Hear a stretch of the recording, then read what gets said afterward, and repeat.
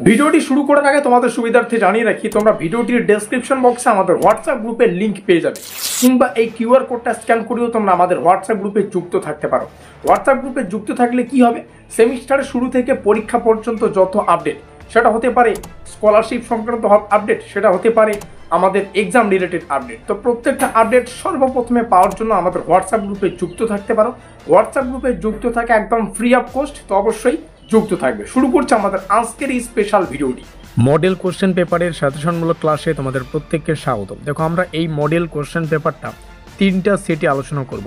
আজকে আমাদের প্রথম সেট, আর পরীক্ষায় 100% কমন পাওয়ার জন্য তোমাদের এই 3টা মডেল পেপারের যে সাজেশন ভিডিও হবে, 3টাই কিন্তু তোমাদের ভালো করে দেখতে হবে। তো আজকের যেটা আমাদের প্রথম সেট মডেল পেপারের, তো প্রথম সেটের শুরুতেই আমরা 5 নম্বরের প্রশ্নগুলো আলোচনা করব। 5 নম্বরের যে প্রশ্নগুলো পড়তে হবে তার মধ্যে প্রথম, কথোপকথন এ কেরির ভাষাশৈলীর গুরুত্ব, উইলিয়াম কেরির গদ্য ভাষা সহজীকরণের প্রয়াস ব্যাখ্যা করো। বিদ্যাসাগরের শকুন্তলা গদ্যের সৌন্দর্য তুলে ধরো। শকুন্তলার চরিত্র চিন্তনে বিদ্যাসাগরের ক্ষমতা ব্যাখ্যা করো বা দক্ষতা ব্যাখ্যা করো। আমরা নিচে আসবো, পরের যে প্রশ্নগুলো তোমরা দেখতে পাচ্ছ, বসন্তের কোকিলে সমাজ বাস্তবতার প্রতিফলন, মনুষ্য ফলে বঙ্কিমের নৈতিক ব্যঙ্গ ব্যাখ্যা করো। বিড়াল রচনায় হাস্যরসের ব্যবহার ব্যাখ্যা করো। তারপরে আমার দুর্গোৎসবে ধর্মীয় আড়ম্বর চর্চার সমালোচনা ব্যাখ্যা করো। পাশ্চাত্যে এ বিবেকানন্দের যুক্তিবাদী দৃষ্টিভঙ্গি তুলে ধরো। বিবেকানন্দের মতে প্রাচ্য সভ্যতার বিশেষত্ব ব্যাখ্যা করো।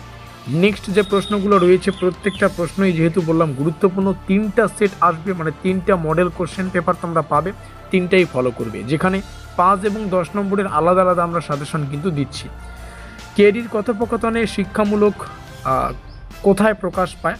বিদ্যাসাগরের গদ্যের নৈতিক বৈশিষ্ট্য, কমলাকান্তের দপ্তরে রম্যরসের উদ্ভব, বঙ্কিমচন্দ্রের হাস্যরসাত্মক গদ্যের বৈশিষ্ট্য। তারপর হচ্ছে পাশ্চাত্যের শিক্ষার ধারণা আলোচনা করো। 10 নম্বরের প্রশ্নগুলো এখান থেকে শুরু হচ্ছে, দেখে নাও। তো বাংলা গদ্য ভাষা গঠনে উইলিয়াম কেরির অবদান, কথোপকথন গ্রন্থের শৈলী, উদ্দেশ্য ও প্রভাব, বিদ্যাসাগরের শকুন্তলা অনুবাদ ভাষা, ভাব, রস, তারপরে চরিত্র চিত্রণ ও নন্দন তত্ত্বের আলোকে বিশ্লেষণ করো। বিদ্যাসাগর কিভাবে সংস্কৃত নাট্যরুচি থেকে আধুনিক বাংলা গদ্যে রূপান্তর ঘটিয়েছেন সেগুলো।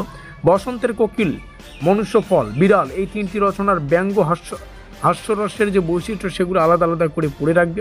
আমার দুর্গোৎসবে সমাজ, ধর্ম ও লোকাচারের সমালোচনামূলক বিস্তৃতি। কমলাকান্তের দপ্তরকে বাংলা ব্যঙ্গ গদ্যের এক অনন্য নিদর্শন হিসেবে বিশ্লেষণ করো, সেটা আলাদা আলাদা করবে, ভাষা, শৈলী, দার্শনিকতা, হাস্যরসের প্রেক্ষিতে।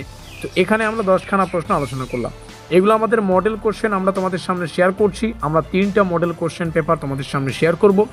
আজকে আমরা আমাদের প্রথম মডেল পেপার মানে সেট 1, এভাবে কিন্তু 3টা সেট তোমরা পাবে। তো যাই হোক, পরের ক্লাসের জন্য সাবস্ক্রাইব আর ডেসক্রিপশন বক্সের লিঙ্কে থাকা ক্লিক করে আমাদের হোয়াটসঅ্যাপ গ্রুপে যুক্ত হয়ে নাও। দেখা হচ্ছে পরের ক্লাসে।